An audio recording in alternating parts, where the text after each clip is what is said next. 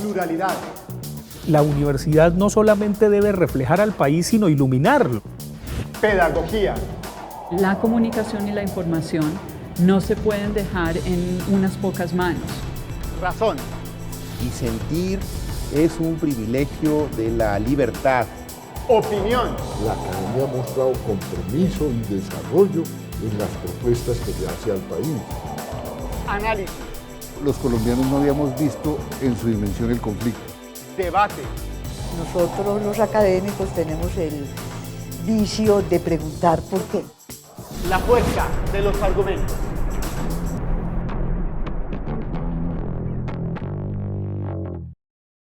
Bueno, estamos una vez más en la fuerza de los argumentos y como siempre un tema central en esta historia nuestra contemporánea: juventud, virtualidad y contestación.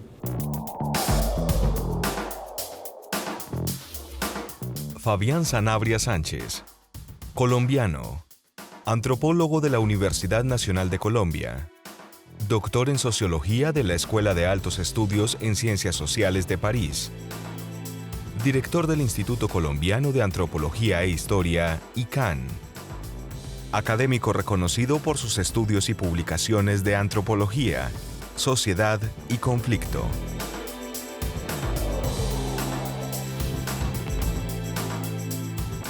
Juan Guillermo Gómez García, colombiano, graduado como abogado de la Universidad Externado de Colombia, doctor en Filosofía de la Universidad de Bielefeld, Alemania, con énfasis en literatura, académico reconocido por sus estudios y publicaciones de historia, literatura y sociedad.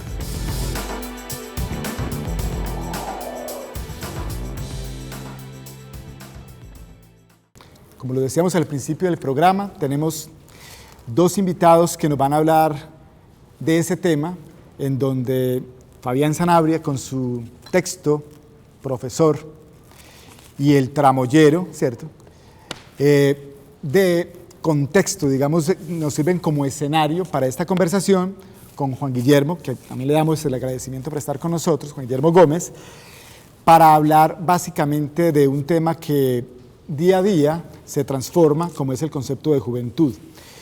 Podríamos comenzar diciendo si el significado de la palabra juventud ha variado en el tiempo o básicamente sigue siendo atado a la cronología. Profesor Fabián. Bueno, pues obviamente eso es como el cambio, ¿no? Las personas no cambian, sino que envejecen. Entonces, evidentemente, sí, uno puede tener ciertos hitos históricos en donde algo se llamaba joven hace 40 años, hace 50, hace 100. Ahora, lo cierto es que hay una ligazón contemporánea muy importante con el tema de la juventud cuando irrumpen los jóvenes, que tiene que ver con el mundo urbano. Justamente me pregunto si en el mundo rural, de moral un poco gamonal, un poco pacata, el joven era protagonista, como sí se ve en los escenarios virtuales, urbanos y contemporáneos.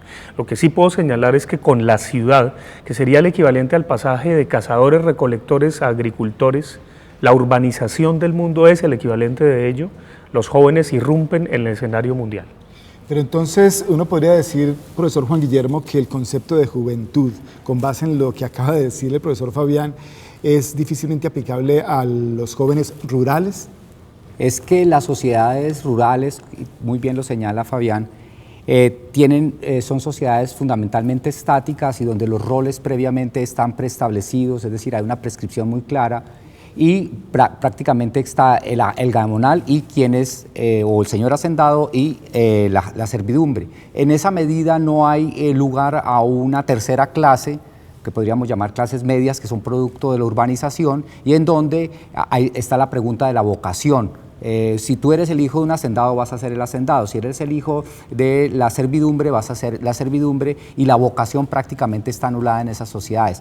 En las sociedades urbanas, complejas, seculares, donde está el principio de la especialización, es fundamental, pues nace justamente esta idea de la juventud. Hay que recordar que el mundo moderno nace bajo el símbolo del Werther, es decir, de la gran novela de Goethe, y por eso es el joven Werther, es decir, el joven que padece, pero que el joven que es rebelde. Pero, es decir, si yo trato de, digamos, de contextualizar el concepto de juventud y lo trato de comparar eso con la juventud incluso de hace más de 100 años, digamos, estoy hablando, digamos, la Revolución Francesa, voy a decir cualquier cosa, donde estaba ese concepto, digamos, ahí también de la juventud arraigada, tratando de mostrar el camino. Yo podría decir que esa juventud se está desdibujando en el tiempo con base en la definición que usted acaba de decir, porque lo siento que no necesariamente está jugando con la cronología. No, yo pienso que justamente se está desdibujando mucho más la juventud.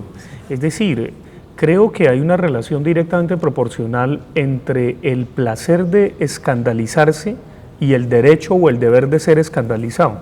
Ahora, lo que pasa es que el que no se escandaliza, ese es un moralista. El que se niega ese placer y ese derecho es un moralista. Si algo que es fantástico de la juventud, como un horizonte, como un tópico, es esa posibilidad del escándalo. Y esa posibilidad pues, puede estar más allá de lo que los sociólogos llaman moratoria social, que es una categoría muy reciente en términos de que los jóvenes no están ni produciendo, ni reproduciendo, ni consumiendo, cosa que es completamente falsa, porque los jóvenes hoy trabajan, se reproducen desde muy jóvenes, tienen familia ya desde los 12, 14 años y consumen como un demonio. Pero entonces, digamos, el concepto de juventud, y vuelvo otra vez, digamos, a la definición clásica de juventud. Definición, no tanto la definición clásica, sino digamos la concepción clásica de juventud. Es decir, ¿ha variado en el tiempo realmente? Naturalmente, sí. Y es una construcción sociológica. Es que la gente en las sociedades tradicionales, para volver al tema, ya a los 18 años una mujer había tenido 7 hijos y no era joven, ya era una rechoncha que había pasado a un segundo plano en la vida social. Hoy una mujer puede, y hay una carrera en todo caso en el mundo moderno por preservar la juventud, por lo menos en las mujeres hasta los 40, 45 años. Si usted ve en internet, están ya hablando de mujeres de 45 años que todavía se preservan jóvenes en la adolescencia. Pero es que, naturalmente, que el mundo moderno, yo cité un tema clásico, que es el del Werther, la gran novela de Goethe de 1774, pero en la Revolución Francesa que tú mencionaste, la representación icónica de la Revolución Francesa, la que tenemos de Lacroix, y la mujer de Lacroix es joven y tiene además unos senos bastante apetecibles, porque la juventud además es vigorosa y sana, no es una mujer joven, pero también vigorosa y sana, ahí tenemos representado. Nuestra independencia también lo hicieron los jóvenes, Bolívar era joven, Miranda no, por eso Bolívar hizo la independencia. Y digamos, si ese es, digamos, en el contexto, digamos, universal, para el caso particular colombiano, ¿ha variado nuestra juventud? No, yo creo que sí, yo retomaría algo que es un capital que Bourdieu no vio. Pierre Bourdieu desagregó los capitales, no solamente existe el capital económico, sino el capital social, capital político, capital religioso, capital científico, capital deportivo, y hay un capital muy nuestro y muy de Antioquia también, de esta región, que amerita notas de pie de página significativas, y es el capital sensual, porque es que lo que naturaleza no da más factor nos lo presta. Es un capital muy interesante que tiene que ver con la belleza, con la lozanía, con la sensualidad, con la vitalidad. Si hay algo maravilloso que tienen los jóvenes es eso. Y yo creo que a los profesores, entre comillas, los jóvenes nos rejuvenecen. ¿Qué tal que nosotros no tuviéramos estudiantes jóvenes? Estaríamos capando cementerio todavía. Pero entonces, según lo que estoy entendiendo, el concepto de juventud no se puede asociar absolutamente, o digamos de manera determinante, a lo cronológico. Es decir, ¿se puede hablar de un joven de 80 años? ¿Estoy exagerando? Pues no sé, pero yo sí revisé algunas páginas sobre la sociología de la juventud en alemana, mejor dicho, y me llevé la buena sorpresa y muy consoladora para mi caso de que allí casi juventud llega hasta los 50 años, o sea, yo soy un recién ex joven, que tengo 52. O sea, que yo todavía ya levanté, ya pasé ya no hago parte de la juventud, pero casi hago parte de la juventud. Bueno, sea lo que sea, la juventud hoy en Colombia se diferencia a la juventud de hace 50 años o de 100 años, que es una juventud que está inserta al mundo universitario, y eso sí la diferencia plenamente de la juventud de hace 50 años. Hace 50 años solamente había 20.000 estudiantes en todo el sistema universitario colombiano. No había más de 20 universidades, y las universidades eran pequeños colegios que iban de 1.200 estudiantes a 800 estudiantes. Entonces, una sociedad como la colombiana, en 1960, que tenía 20.000 estudiantes, a la de hoy, que tiene cerca de 1.800.000, hay una transformación sociológica, hay un nivel enorme de cambios culturales simbólicos, pero también económicos de esa juventud. Y hoy por hoy casi no se puede hablar de juventud sin mencionar la palabra universidad. Pero a ver, yo no sé hasta qué punto el profesor Sanabria esté de acuerdo con eso, porque entonces estaríamos excluyendo una parte importante, digamos, de la sociedad, por ejemplo, nuestras barriadas, los muchachos de las esquinas, digamos, esa suerte de personas jóvenes que no han podido ingresar a la universidad, ¿están excluidas de esa definición? Bueno, no, justamente ellos también son jóvenes y son muchísimos, muchos más que los universitarios, pero es significativo el aporte que señala Juan Guillermo, claro, porque dijéramos como sujetos sociales y como sujetos políticos, un poco empiezan a surgir los jóvenes universitarios, pero son apenas una expresión de la enorme masa juvenil que avasalla nuestras ciudades y que desborda nuestras ciudades. Entre otras cosas, es una llamada de atención fundamental para las políticas públicas. ¿Qué políticas de juventud estamos tendiendo, estamos trazando y sobre todo una relación directamente proporcional entre juventud y es futuro? La gran pregunta que nos hacemos y que me imagino nos hacemos en una sociedad como la de Medellín es, Rodrigo, de no futuro, ¿a dónde se fue el porvenir? Porque el gran problema contemporáneo es que ya nada ni nadie nos garantiza que haya futuro. De un lado, le dijimos adiós al mito del progreso, nada ni nadie nos garantiza que mañana sea mejor que hoy o que pasado mañana mejor que mañana, pero también siquiera se murieron los abuelos. Es decir, nada ni nadie nos garantiza que ayer fue mejor que hoy o que anteayer mejor que ayer. Y eso significa entonces que la responsabilidad manifiesta que hemos depositado nosotros sobre los jóvenes, porque normalmente siempre digamos, el desarrollo, la evolución, la esperanza ha estado en los jóvenes, realmente no es de pronto un peso muy grande para la juventud definida de esa manera.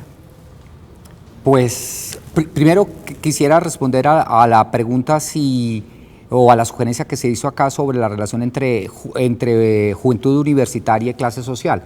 Es lamentable que las estadísticas oficiales del ministerio digan que solamente el 6% del quintil más pobre de la población está incluida en la universidad, mientras el 80% del más rico está vinculada a la universidad. Entonces ahí hay una desproporción enorme y una diferencia enorme entre la posibilidad de tú entrar o no entrar a la universidad, porque finalmente la educación y la especialización y la profesionalización es la que genera las expectativas y la posibilidad del futuro, por lo menos socioeconómico, tal vez no cultural del todo, en las nuevas sociedades. Y a pesar de la llamada revolución educativa que hubo en el gobierno de Uribe, que se pasó y se aumentaron cerca de 600.000 cupos. En los años, hace 10 años había un 4% de la población en el quintil, del quintil más pobre de la universidad y hoy hay el 6%. Ha habido un proceso de masificación universitaria, pero se mantiene una inequidad tal vez mayor desde el punto de vista proporcional.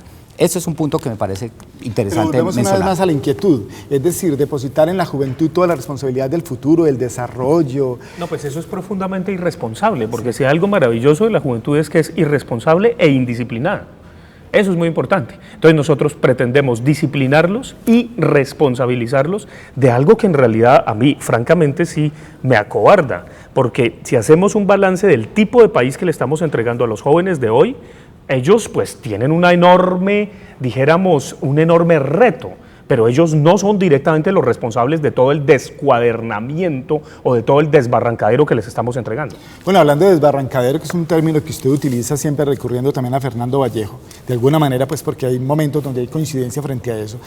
Y específicamente hablando de los jóvenes, entonces vamos a estar, si los jóvenes están mal, entonces el país, hablando ya en particular de Colombia en particular, se aproxima también a eso, a la irresponsabilidad, el desbarrancadero, la desesperanza, el no futuro. ¿Juan Guillermo? Pues yo creo que hay, francamente, no demasiadas esperanzas por una solución más amable para la juventud. Es decir, que el futuro de Colombia no es tan claro ni es tan promisorio como nos quieren hacer entender. Y en ese sentido, la juventud... y habría que hablar entonces de qué clase de juventud, si estamos hablando de la MANE, yo creo que la MANE podría ser una expresión de la juventud, no sé cómo la podemos identificar como contestataria realmente o verdaderamente una juventud conservadora, o la juventud que encontramos en los centros comerciales, o la juventud que a través de internet se cita también en los mismos centros comerciales para estimular el consumo. Creo que Hay una carencia, en todo caso, fundamental y estructural en la universidad, en la sociedad colombiana, de generar los lazos verdaderamente, estrechamente simbólicos y potencialmente creativos para la nueva generación. Yo creo que la universidad, pero ninguna otra institución social, crea justamente la posibilidad de que ello sea posible. Yo sí me pregunto si el estudiante, la juventud colombiana está hoy orientada a entender el pasado. Yo creo que ha habido un proceso en Colombia decisivo, y es que se le ha usurpado y se le ha robado su pasado nacional. Sin pasado no hay futuro. Pero, profesor Juan Guillermo, de todas maneras uno podría decir, si asociamos la juventud, o digamos la esperanza de la juventud asociada a la universidad, uno podría decir que de pronto la universidad también se ha envejecido como institución. Tal vez... Es que la universidad es paquidérmica. Uno de los graves problemas que tiene la universidad colombiana es que si sigue como va, está mandada a recoger. Definitivamente, ¿qué hubiera sido de genios que se supone estuvieron como estudiantes universitarios? ¿Qué tal que Gabo hubiera sido abogado, que Doris Salcedo siguiera profesora de artes de la Nacional, que Fernando Vallejo se hubiera graduado de biólogo y tantos otros? Rogelio Salmona nunca tuvo un título como arquitecto, por Dios. Después le dieron el doctorado honoris causa porque evidentemente el creer y el saber lo validan después las instituciones. Pero si hay algo fantástico, pero al mismo tiempo aterrador, es que la universidad a veces es una cárcel como el cuerpo que era una cárcel para Andrés Caicedo. Es decir, podemos estar alienando de una manera aterradora a nuestros jóvenes, a nuestros estudiantes, y estamos cortados de la conversación, del diálogo, de la vida y de lo cotidiano. Estamos produciendo un montón de indicadores, somos felices y se nos hace agua a la boca diciendo es que tenemos no sé cuántos doctores y seguimos diciendo yo no sé cuántas babosadas, perdónenme, pero la vida, lo cotidiano y el dialogar están completamente cortados de la universidad. Profesor Juan Guillermo, pero entonces ese argumento del profesor Fabián de alguna manera deshace un poco lo que usted acaba de decir cuando relaciona de alguna manera los estudiantes con la esperanza o con la posibilidad que ofrece la universidad. Yo creo que hay parte de verdad y está asociada a un anquilosamiento, a una tisis mental del profesor universitario. Yo creo que la universidad colombiana ha quedado muy por atrás y rezagada de los grandes desafíos de la modernidad. Yo creo que la universidad colombiana y la universidad pública colombiana y el profesorado de la universidad pública colombiana y sobre todo el profesorado vinculado y de tiempo completo de la universidad colombiana tiene una deuda enorme con la universidad, con la juventud y con el conocimiento y con el saber. Y en ese sentido también con la revolución y con la protesta intelectual que debe encarnar todo profesor universitario. Pero es que también en Colombia no solamente son responsables los profesores universitarios del desastre universitario, sino también recordemos que un Rodríguez Orejuela era dueña de la Manuel Beltrán, un Moreno de Caro era rector de otra universidad, un César Pérez García. Por Dios.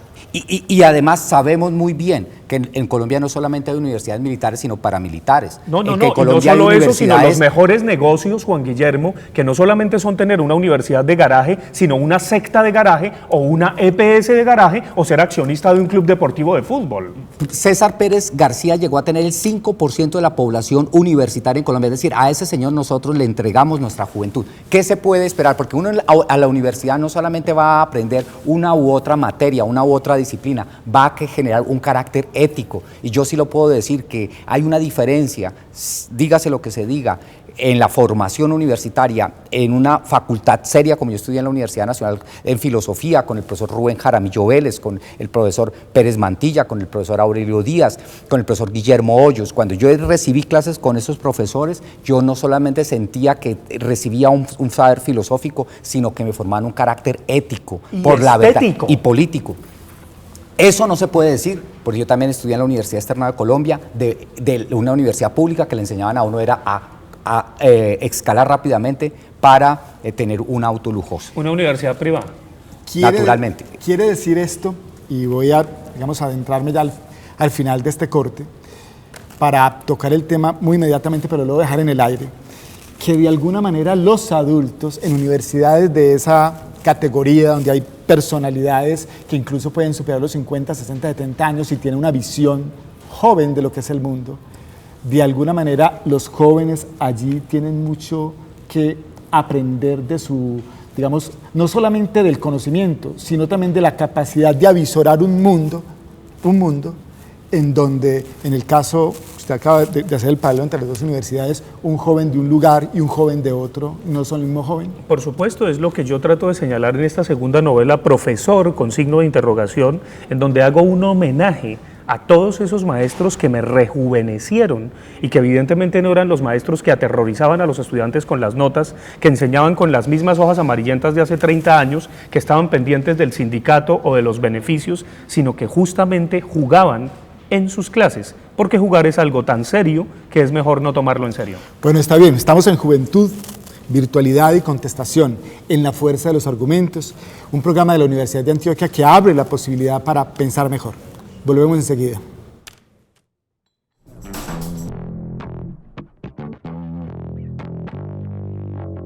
Volvemos, estamos una vez más aquí en la fuerza de los argumentos y en el aire quedó una inquietud en el corte anterior, pero ahora yo quiero plantear una idea que se relaciona, que tiene que ver con la urbanización del mundo, que es un concepto que el profesor Fabián Sanabria aludía a él en sus textos y en sus discursos.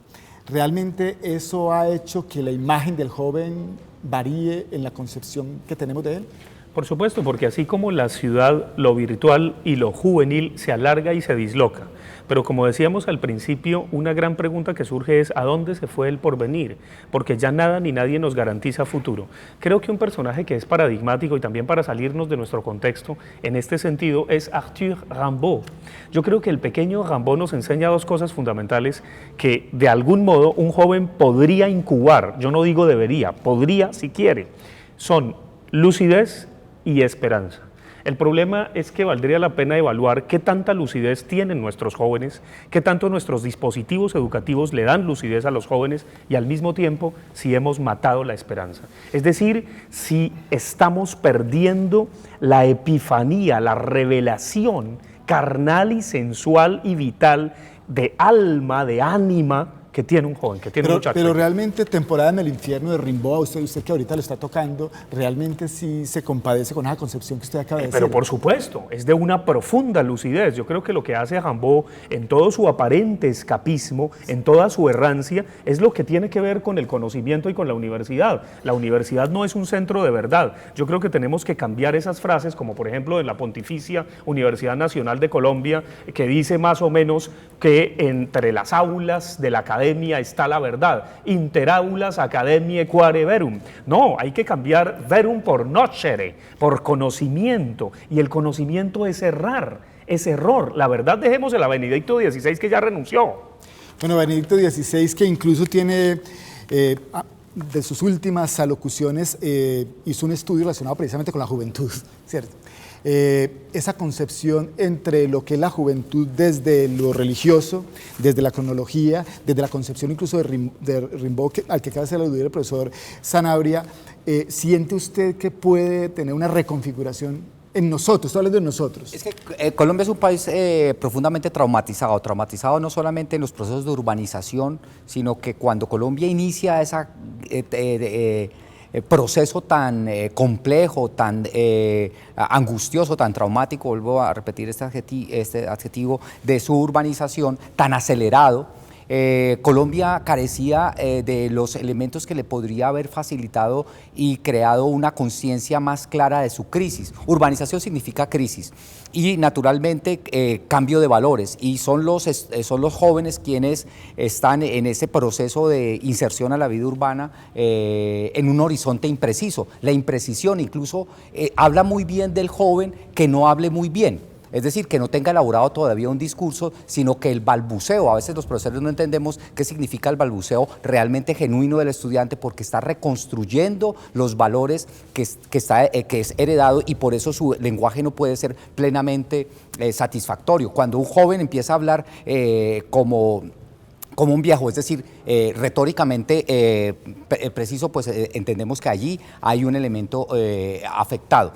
La crisis es fundamental en los procesos de urbanización y son, creo que la juventud, el sector más sensible en y más caracterizado, incluso el que encarna el problema de la marginalidad más aguda, porque ellos todavía tienen que definirse a sí mismos. Hay un ímpetu de trascendentalidad cuando si hay algo que podría caracterizar al joven es que él encarna la idea de utopía, el que el mundo puede ser mejor, no que él se pueda enriquecer. Sí, que eso es un viejo ideal decimonónico, no, sino que el mundo puede llegar a ser mejor y ser mejor a través de un proceso que es muy propio de la juventud y es la camaradería, la amistad, ese principio y ese factor que es tan impreciso y no está tan instituido como la familia, por ejemplo, como la iglesia, como los partidos, incluso como las universidades, las instituciones universitarias. Entonces yo creo que todos esos elementos están en el joven.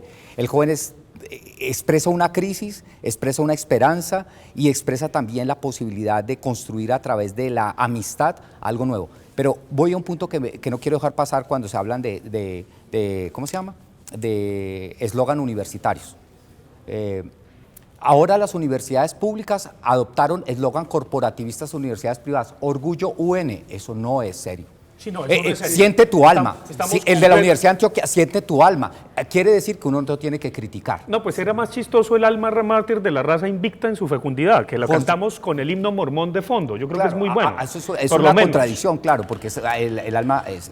pero decir siente tu alma es profundamente ridículo. Orgullo UN es Es chistoso. chistoso. Y es un mal chiste. Pero no es serio. Exactamente. Bueno, ¿cómo se entiende entonces? No es ilustrado, es pero ¿cómo se antiilustrado. ¿cómo se entiende entonces que la juventud, en la que supuestamente uno tiene la esperanza de lo liberal, de lo nuevo, de lo novedoso, ¿cierto? De alguna manera involucre en su cotidianidad ese tipo de eslogan. Entonces, es decir, ¿dónde está esa juventud? Esa es la gran pregunta. Cuando vemos a un joven arrastrando los pies o caminando como un viejo y evidentemente cansado de la vida, pues qué clase de joven tenemos. Pero yo quisiera señalar dos aspectos que tienen que ver con la urbanización del mundo que se dio a la topa tolondra y lamentable y mal, deplorable en nuestros contextos urbanos. ¿Por qué? Hay dos tipos de experimentos que me muestran una juventud profundamente conservadora, que he dicho es una juventud profundamente goda. De un lado, el experimento tipo fraternidad de San Pío X, y en donde hay montones de parques Pío X o San Pío en nuestras ciudades. Es curioso que en Bucaramanga haya cuajado uno muy bien, y es muy cercano a un señor de apellido Ordóñez que hoy es inquisidor general de la Nación, y otros tantos que jugaron con él a quemar libros. Eso es una cosa supremamente interesante que valdría la pena rastrear. Era joven. Pero ¿qué tipo de joven? Por eso, pero joven. Claro, pero ¿qué tipo de joven cuando quema los libros tipo La montaña mágica, cuando con otros amigos que no aceptan sus pulsiones y no asumen sus pulsiones, evidentemente prefieren quemar a Proust, a Thomas Mann, a Hermann Hesse, a todos estos autores que son fuertemente contestados desde una perspectiva absolutamente conservadora, absolutamente Vaticano I. Pero al mismo tiempo que doy ese ejemplo de las fraternidades de Pío X y de los parques San Píos y de lo que de ahí deriva, que puede derivar, y hay investigaciones de semana que van a mostrar cómo evidentemente la tercera fuerza de los skinheads neonazis también tiene filiaciones con San Pío X, de un lado. Y de otro lado, una juventud profundamente conservadora tipo Plaza Che. Las plazas Ches, en donde yo soñaría algún día cuando me lance a la rectoría de la Nacional, y no estoy haciendo política, simplemente estoy haciendo contrapolítica, pues habría que pintarlo, habría que empelotarlo. Yo sueño con una fotico de Piedad de una señora Córdoba, con una tabla y con una puntilla pegándole a un negrito memín. Hay que reírse también de esos esquemas absolutamente sagrados de una izquierda trasnochada, que lo único que le ha hecho es daño a la universidad y daño a la juventud, porque es tan conservadora la célula de San Pío X como la célula del Partido Comunista y de los encapuchados, que también evidentemente nos atormentan con su terrible Tengo una conservadurismo. observación ahí muy respetuosa y es así. ¿Será porque cuando le escucho hablar de la juventud, pareciera que usted quiere dictar casi que los cánones de la juventud, pero es que ella misma es autónoma frente a cómo puede ser? Entonces, cuando decimos que debería ser de esta manera o de la otra, de pronto no estamos siendo un poco desde el adulto diciéndole al joven cómo debe ser. Yo nunca he usado la palabra debería, estoy simplemente mostrando cosas, describiendo un horizonte que se puede constatar a derecha y a izquierda. Simplemente señalaría, y valdría la pena salirnos de nuestro contexto, otras juventudes, juventudes brasileras, juventudes francesas, juventudes alemanas, que no caen ni en uno u otro esquema. El problema justamente son esas grilles, son esas células, esas cápsulas, sea del Partido Comunista o del Colegio de Monjas o del Colegio de Curas, Confraternidad de San Pío X, y evidentemente las ordoñezadas que se derivan de ahí, que son supremamente peligrosas para un país como Colombia. Frente a eso quiero decir que como estamos hablando de juventud, me viene aquí la noción del elixir, de la eterna juventud, que vemos que incluso los adultos intentan de alguna manera mantenerlo a través de los aeróbicos y a través de no sé qué montón de artificios. Ese concepto de juventud a ultranza, incluso en los adultos, ¿cómo puede ser definido? ¿Es una cosa de la mentalidad o es una cosa de concebirse en el mundo? Bueno, quisiera retomar temas anteriores para volver a tu pregunta. Hubo también una juventud nazi. Los nazis ayudaron y contribuyeron con su movilización en los años 30, desde los años 20, a estar a favor de Hitler y estar las juventudes hitlerianas. Hubo los Arditi, las juventudes fascistas. En las cuales militó el Papa Benedicto XVI. Claro, en el siglo XX rompe, digamos, ese esquema decimonónico, incluso desde el siglo XVIII, que en la juventud hay esperanzas. También hay una regresión muy fuerte en las juventudes. Las juventudes también pueden ser fascistas, por un lado. Una anotación sobre Ordóñez que sí me parece importante, es que Ordóñez cada vez que abre la boca viola no solo todos los artículos de la Constitución, sino el primero que dice que el país es plural. Viola todo el tiempo y debería haber una reacción contra este señor. Y quiero volver a insistir en un punto que es importante y que nosotros hablamos de cierto proceso de masificación universitaria, es importante, pero sí quiero volver a cierto proceso de masificación y a tener ciertas cifras que nos ayudan a comprender el problema de la masificación y la relación de ella con la juventud. Medellín era una ciudad de 300.000 habitantes en 1950. En 1960 tenía 700.000 y en 1970 1 millón, es decir, son sociedades que crecen tan aceleradamente que las transformaciones sociales son enormes y en ese sentido el papel que cumple la juventud allí pues se va insertando a ese proceso, digamos, en el que la capacidad de entender y de cohesionar a la juventud y en general a la sociedad se hace un imposible. Es decir, urbanización, caos y juventud van de la mano y están asociadas. Y es en ese contexto que tendríamos que volver a preguntar cuál es el joven que nosotros estamos, del cual nosotros estamos hablando. Aprovecho ya que le hizo un esguince a la pregunta el profesor sí, Juan Guillermo, para hablar un poco de eso, es decir, la juventud a través de los artificios, ¿eso qué? ¿Eso tiene algún tipo de...? No, pues esa juventud plástica, esa juventud del puer eternus, ese ser eternamente joven que es terrible, porque yo lo he llamado el yayismo mágico en Colombia. Cuando hablo del yayismo mágico en Colombia me refiero justamente a Yayita, la novia de Condorito, que mide 90, 60, 90, que genera un problema de salud pública en Medellín, entre otras cosas, cuando estaba la señora Lucrecia de Fajardo con las anoréxicas, y al lado de las anoréxicas están los vigoréxicos, que son los enanos empaquetados que se la pasan en los gimnasios imitando un modelo de belleza que nadie tendría que ver con la belleza común y corriente que uno podría encontrar en la esquina saliendo aquí de la Universidad de Antioquia en medio de las papabombas que suenan como telón de fondo de la grabación de este programa. Claro, cuando se pase todo estará perfecto y estaremos en paz, porque estamos en la época de la prosperidad. Pero entonces obviamente también se da ese artificio, también se da ese maquillaje, esa banalidad, también se da el yayismo mágico. Todo eso forma parte de un querer ser joven que, una vez más, aquí no estamos señalando un deber ser, no, todo está ahí. Uno puede estar chateando con alguien en Facebook o en Internet, se hace pasar por joven y es viejo. Todos se quitan la edad. Es decir, hay una cantidad, dijéramos, de deseos que despierta la juventud, pero justamente eso es lo grandioso, por eso digo, qué chévere que la juventud siga siendo irresponsable y también indisciplinada. Con el tiempo todos nos ponemos el sombrero o la corbata de los normales, de la familia, del Estado, de la iglesia, nos casamos, nos volvemos buenos. Pero hay un momento muy chévere de la vida que está lleno de pulsiones, está lleno de pasiones. Lo terrible es que en medio de esas pulsiones, de esas pasiones, se quemen libros tan valiosos como La montaña mágica. Pero Juan Guillermo, ¿usted cree que puede existir el yayismo intelectual? Mire, vuelva a tu pregunta anterior.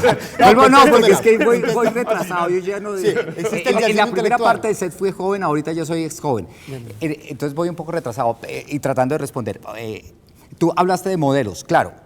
En Grecia, en la Grecia clásica, tenemos un modelo de belleza física. Los griegos entendían bellos y entendían que el cuerpo masculino constituía el máximo de la expresión de la belleza, y el cultivo del cuerpo en el gimnasio y en la guerra era la expresión máxima de una cultura. Ahora, esta cultura en la que el cuerpo hace parte, y eso explica naturalmente la grandeza de las esculturas griegas. Si el griego no hubiera amado el cuerpo y el cuerpo en libertad, desnudo, no hubiera las obras estéticas que tenemos, las obras escultóricas. Pero la pregunta es, ¿qué diferencia esa cultura griega clásica con nuestra cultura del gimnasio, de la belleza? Yo creo que allí había, en la expresión de la cultura griega, había una búsqueda de un ideal que estaba asociado a una expresión profundamente religiosa y profundamente, digamos, empática con la naturaleza, y que por tanto la naturaleza respetaba y consagraba a través del cultivo del cuerpo la idea de una divinidad. Mientras la nuestra está asociada al consumo, y tiene un elemento muy norteamericano, y es el antiintelectualismo agresivo que hay detrás de toda persona que levanta pesas. Yayismo intelectual. Sí, no, el yayismo intelectual lo puede haber en cantidad de presentadores de televisión. Es una desgracia que no tengamos más profesores y doctores universitarios que estén aquí presentando programas de televisión, porque entonces dejamos todo, la opinión pública, los comentarios sobre la vida social y política en manos de Catrina Gurizatis y J. Marios. Eso es un poco triste. Bueno, obviamente cuando uno habla de la juventud, habla de esperanza. Ese concepto de esperanza, en el sentido clásico, ¿realmente sí se le puede adjudicar a la juventud? Bueno, tal vez literariamente, si se toma modelos, y disculpen pero esa es nuestra tarea, ¿no es cierto? Mencionar autores y discutirlos con los estudiantes. El modelo de Rodó, finalmente allí había un elemento de esperanza, una utopía, y más que esperanza yo hablaría de utopía, es decir, un impulso hacia un mejor mañana. Ahora, yo creo que hay una transformación interesante, Juan Guillermo, de la noción de utopía, y es la heterotopía, en el sentido Foucaultiano del término. A finales de los 60, principios de los 70, Michel Foucault estaba en una conversación en France Culture y estaba hablando del cuerpo. Y en algún momento dijo, el cuerpo, más que una utopía, es una heterotopía. Y se vio obligado a que el programa quedara en esta historia, continuará en el próximo episodio, y seguir desarrollando esos programas de radio abordando esa noción de heterotopía, es decir, de un lugar que existe, pero que refleja, neutraliza y contradice lo que lo rodea. Es un lugar concreto. Y entonces después fue ante el Círculo de Estudios Arquitecturales de París y desarrolló esa noción de heterotopía. Finalmente habló de la heterotopía del sujeto. Yo creo que es algo que seguimos persiguiendo, un lugar en el mundo concreto que refleje, neutraliza y contradiga lo que lo rodea. En ese sentido, creo que la gran heterotopía contemporánea que tenemos que recomponer, que tenemos que recrear, es la universidad. La universidad cumple con todos los tipos de heterotopías de los que hablaba Michel Foucault. Y es triste que se vuelva una fábrica, que se vuelva simplemente la cosa de PowerPoint, reemplazando el tablero y la tiza por el PowerPoint, o que se vuelvan esos espectáculos absolutamente deplorables que vemos en nuestros campus de las universidades públicas, en donde el SMAT y los encapuchados hacen su show permanente, y tantos jóvenes que realmente quieren desplegar pulsiones, pasiones, energías, arte, ciencia, análisis político, tengan que evacuar la universidad. Cuando uno habla de los jóvenes y la relación con la universidad y por ende con los profesores, uno tendría entonces que de alguna manera hacer alusión a desaprender. ¿En qué sentido? En que según lo que estamos mirando, si uno mira la universidad como una especie de reproducción de una suerte de conocimiento permanente, entonces deberían desconfiar los jóvenes de sus profesores, obviamente los profesores no de la categoría a la que hacía alusión el profesor Juan Guillermo, sino de la educación como tal, y si no son ellos, entonces ¿quién sería? ¿Una autoeducación? ¿Una autoformación? ¿Un laissez-faire? Pues yo creo que hay una única forma válida de autoevaluación, pero que aplicada en su estricto rigor significaría un proceso disciplinario que nos sacaría de la universidad, y es que el estudiante se autoevaluara cualitativamente al final del semestre sobre la pregunta que ha desaprendido, pero no pasar notas. Completamente de acuerdo. Los mejores profesores que yo tuve, y repito, a quienes les hago un homenaje, se inventaban las notas y lograban justamente hacerle un poquitico el quite, unos excelentes transgresores, Antanas Mocus, Guillermo Páramo, evidentemente el profesor Carlos Eduardo Vasco, que me enseñó lógica y que nos enseñó lógica con los frisos y las simetrías de las mochilas, en fin, los grandes profesores, desde mis maestras de primaria que me enseñaron a la literatura, ¿no? Porque era la conversación ante todo, Marc Cauchet y Pierre Bourdieu y todos esos tipos, evidentemente nunca estaban en la ridiculez de las notas y de las planillas y del sílabus y del programa y de la previa y del parcial y del 30% y el 20% y el 10%, confundiendo la economía con la contabilidad. Evidentemente yo les hago un homenaje porque aprendí a transgredir gracias a ellos. Entonces sí, yo pienso que efectivamente tendríamos que tratar de pensar otros sistemas de evaluación, otro tipo de pedagogías y entender que el fin de un mundo, de esa universidad tipo Vaticano II, no Vaticano I, sino Vaticano II, en donde aquí está el profesor y allá está el estudiante, por eso en la carátula del libro la cátedra desaparece, ¿no? Es decir, el que dicta cátedra, dejémoselo a las audiencias de los miércoles de Bergoglio o el que siga. Evidentemente ahí en el Salón Pablo VI está perfecto. Tendríamos que estar así en conversación en donde cualquiera puede consagrar, cosa que evidentemente no le gustó a la teología, de la teología holandesa al Vaticano, porque se pierde el poder. Pero evidentemente ahí estamos asistiendo a algo muy raro, que no sabemos evidentemente hacia dónde nos conduzca. Habría que ver un poco cómo estos modelos también se desregulan, pero estoy convencido que a futuro uno entra en el iPhone o en el iPad y está en una clase con un coreano, con un australiano, con un chileno, y perfectamente se puede sintonizar y conectar. Lo que pasa es que necesitamos de una creatividad absurda que estamos perdiendo no sé en qué carajos, perdónenme la expresión, pero tenemos que desregular este bendito sistema universitario estatal. Es increíble la idea grecoquimbaya que tenemos de que esta materia solo la puede ver con tal profesor en tal universidad, cuando la podría ver en Cucunúa si allá estuviera el profesor que dictara esa asignatura. Es decir, necesitamos de una creatividad feroz, y la universidad, que tiene ya 10 siglos, ¿no, Juan Guillermo? Una cosa así, no se va a morir. El fin de un mundo no es el fin del mundo, pero depende de nosotros, profesores y estudiantes. Bueno, yo creo que, me disculpa un momentico, profesor Juan Guillermo, que es que vamos en este momento a un corte, enseguida lo reconectamos con este tema que además es apasionante, además porque quiero interrumpir, digamos, ir a un corte a partir de la siguiente inquietud. Acabo de escuchar al profesor Sanabria y casi que me regodeo con esa idea de la autoformación, la no clase, la horizontalidad de la información, la ubicuidad de la información. Quiero que ustedes, mientras vamos al corte, piensen entonces cuando uno sale de la universidad, existen unas instituciones, unos tutores, unos directores de doctorado, de maestría, que le dicen cómo se debe actuar. Entonces, ahí cómo juega. Venimos enseguida.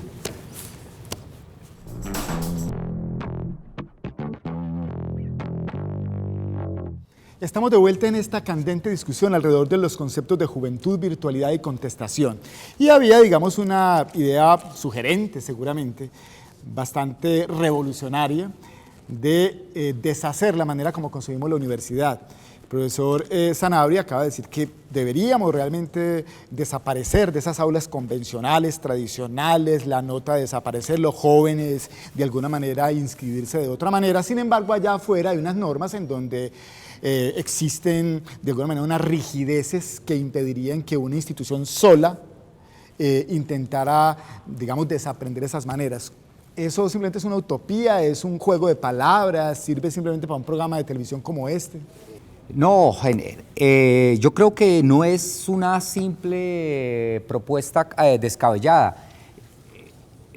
Creo que la práctica universitaria seria de un profesor en las áreas de ciencias sociales humanas y ojalá también en todas las áreas de la universidad está vinculada a la necesidad de crear un antídoto muy fuerte contra la tisis mental, contra esta especie de parálisis neuronal que sufre la Universidad Colombiana. Yo creo que una semanita con que el estudiante lea Suchard Fourier, la otra semanita lea a Bakunin, la otra a Kropotkin, la otra a Manuel González Prada, eso le ayuda a que la sinapsis neuronal le contribuya a salir de justamente ese mundo moralmente muerto que es el del consumo. Cuando alguien lee con ese mismo vigor, con pasión, no solamente a González Prada, sino 100 años de soledad de García Márquez, e introduce verdaderamente una discusión sobre cómo ciertas figuras que están allí, o de Tomás Carrasquilla, son patentes y constituyen uno de los elementos fundamentales de la comprensión de la realidad. Se está justamente creando esa actitud ética, la curiosidad, la necesidad de que el estudiante deje de pensar como quiere el ministerio. Yo entiendo que la ministra... A nadie extraña que no haya leído 100 años de soledad, eso hace parte del ministerio, pero nosotros no somos ministros, somos profesores universitarios. Resulta que usted me da pie para dar un giro, una cabriola alrededor del conocimiento amplio, incluso, digamos, no solamente la especialización del conocimiento, que sigue siendo muy premiada en el mundo, es decir, la especialización de la especialización. Resulta que el mundo de la Internet le permite a uno, obviamente, ser mucho más ecléctico, pero allí el concepto de sinapsis, uno podría decir que se juntan los cerebros, los conocimientos, todo aquello. Sin embargo, existe también la simulación. Hay un viejo adagio, no recuerdo exactamente de quién es, que dice que en Internet nadie sabe que tú eres un perro. Resulta que eso es maravilloso, pero entonces si las nuevas tecnologías de la información permiten un mundo diferente, de alguna manera entonces los sensores intelectuales, ese super yo que está diciendo eso está bien hecho, mal hecho, la verdad, el conocimiento per se, ¿desaparecen? No desaparecen, hay nuevos y también hay fundamentalismos en Internet, evidentemente, y hay maneras de acceder, hay maneras de llegar. Escuchando justamente a John Maxwell Coetzee, veíamos todos los ejercicios de censuras y contracensuras y autocensuras que hay en el mundo contemporáneo, y por supuesto Internet está lleno de censuras y de autocensuras. No, sigue habiendo los que nos dicen que estar en el laberinto es para matar al minotauro, pero de todas maneras está la errancia, de todas maneras ya no todo lo podemos controlar. De todas maneras, alguien abre una ventana, Windows, y de pronto por ahí se pierde. Digamos, el panóptico, que de alguna manera, yendo a Foucault, que uno puede evidenciar en Internet, porque en Internet está la libertad total, pero también está obviamente la vigilancia continua. Uno podría de alguna manera, a través de este concepto de otros, decir que Internet es sinónimo de juventud, o Internet es sinónimo de autoridad, o Internet es sinónimo de libertad. Lo digo porque siempre que se habla de Internet dicen, pues que vos tenés más de 30, 40 años y esa cosa, tú no eres nativo de Internet. Claro. Y ahorita le escuché al profesor Juan Guillermo decir eso. ¿Es realmente Internet joven? Pues vuelvo al tema. Nosotros nacimos en una época, incluso cuando yo terminé mi doctorado no había Internet. Había computadores, y creo que uno de los primeros computadores, incluso pasé de la máquina de escribir, empecé mi doctorado haciendo con una máquina de escribir las últimas eléctricas, Corona, muy bonitas, y lo terminé en un computador de letras verdes, de pantalla verde.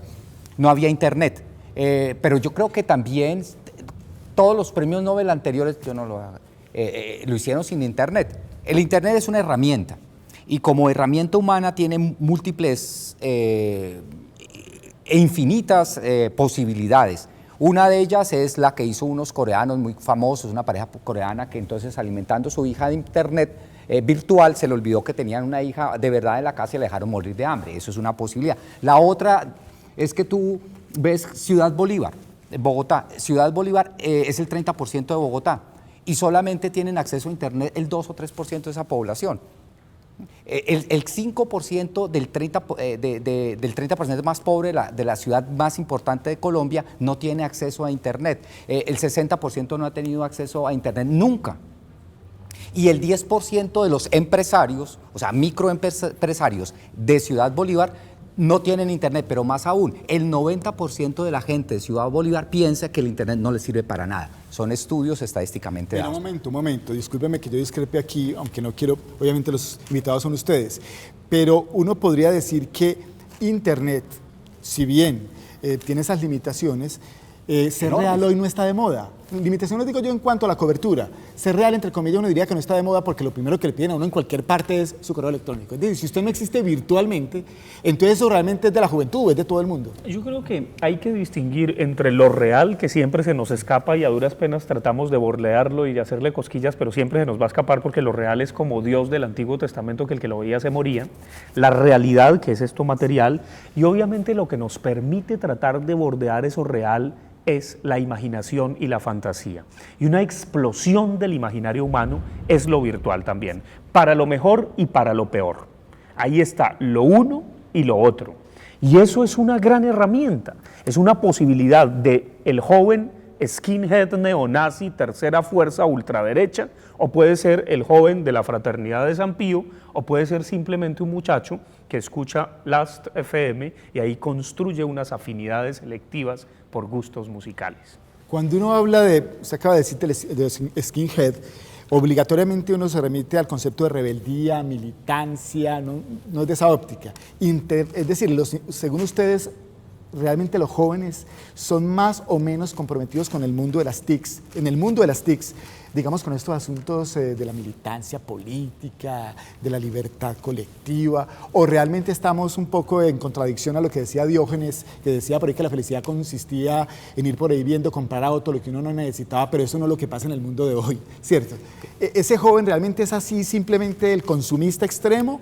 Estoy hablando, obviamente que habrá excepciones, pero ese joven se puede decir que en lo que tiene que ver con la militancia política, con la concepción, digamos, de libertad, de ser contestatario con el Estado, con las fuerzas, con el orden, digamos, el Internet se lo facilita. Al menos yo tengo una profunda duda si el Internet despierta verdaderas curiosidades. Puede llegar a despertarlas, pero también yo creo que en nuestro medio, en Colombia, particularmente en nuestra ciudad, yo traté de seguir la pista a una novela fundamental dentro de la cultura cibernética, que incluso acuñó el nombre, que es la novela de William Gibson.